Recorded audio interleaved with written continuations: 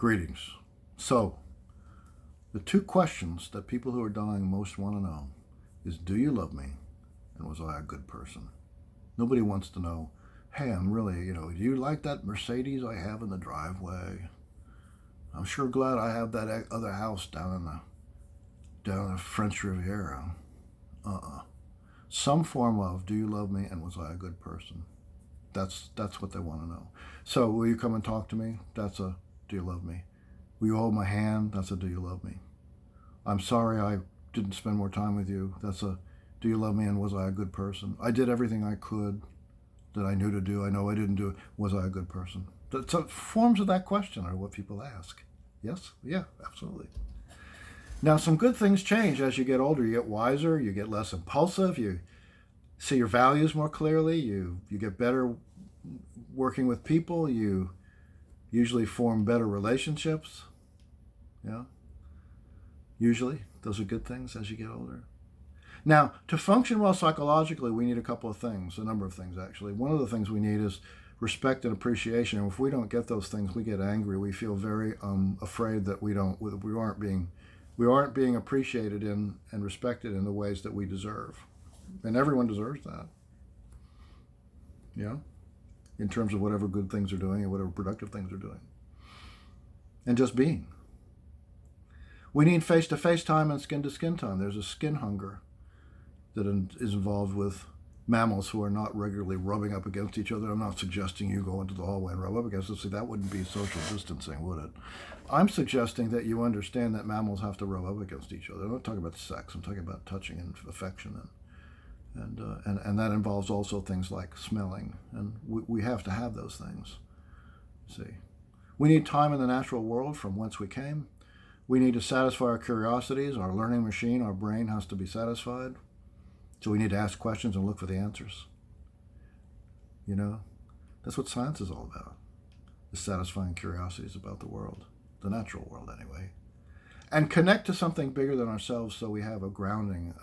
We don't get too full of ourselves. We see ourselves as a useful part in some kind of a bigger thing. And that's why volunteering is so good. Yeah. About 50% of all 18-year-olds volunteer in the United States. That's a nice number. I'd like to make it higher, but it's a good number. Let's talk about connections. Changing subject again.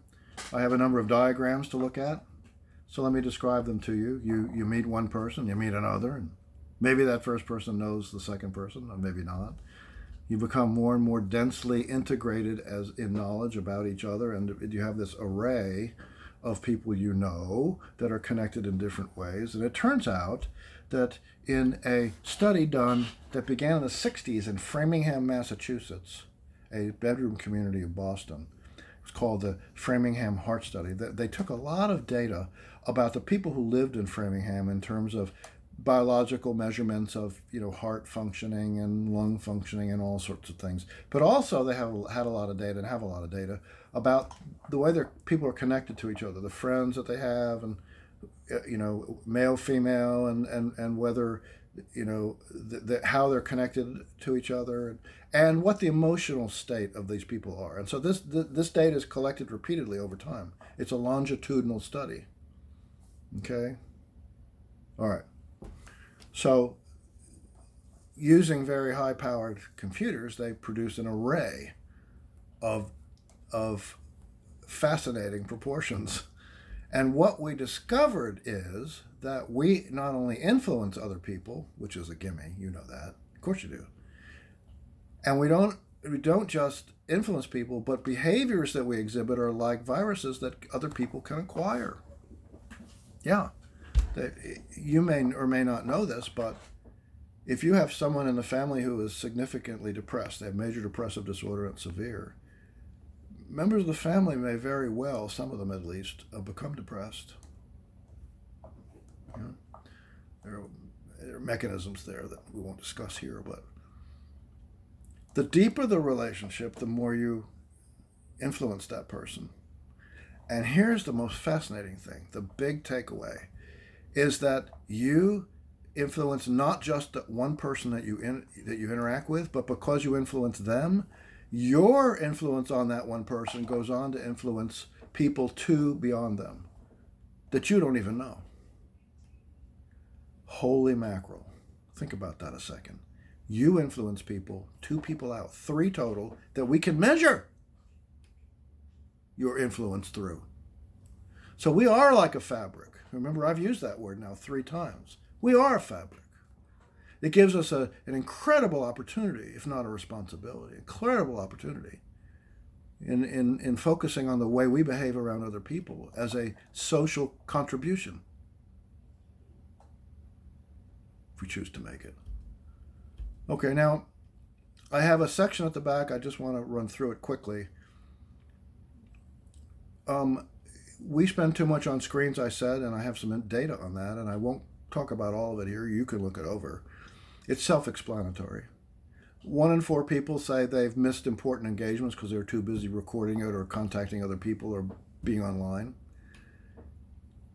On landlines only per day, would you take a guess at how many minutes per day across the surface of the earth that people spend on desktop computers accessing and using Facebook only? How many minutes do you think that is? It's 10.5 billion minutes a day. And that equals, you put it in terms of hours, it's 20, in terms of years, it's 20,000 years per day. That's just one social medium. Okay. Well, is social media good? Well, it's good to share good news, and people do that, and making plans. Younger people make more plans than older people. Staying in touch with faraway friends and reconnecting. We've all done that, have we? I've done that. Been lots of fun to do that. Does it ease loneliness, or does it create it? Well, it can create it if you don't move beyond just using social media. But for people who are shut in, they have agoraphobia, or they're disabled, or they're ill, whatever it may be, that's actually useful for them. That's very useful for them.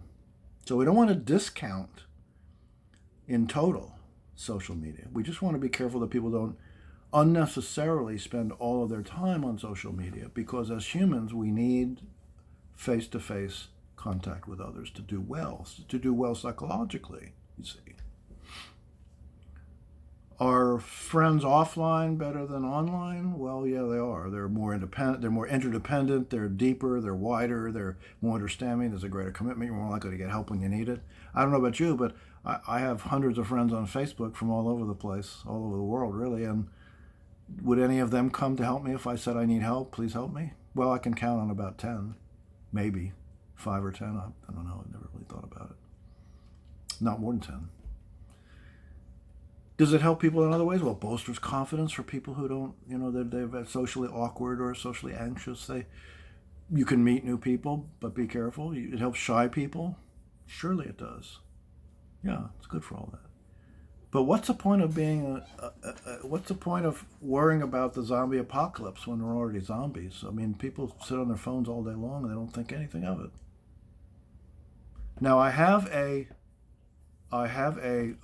YouTube video I want you to watch. It's very short. It's only a few minutes. And it puts an exclamation point on this entire first lecture. So, talk to you soon.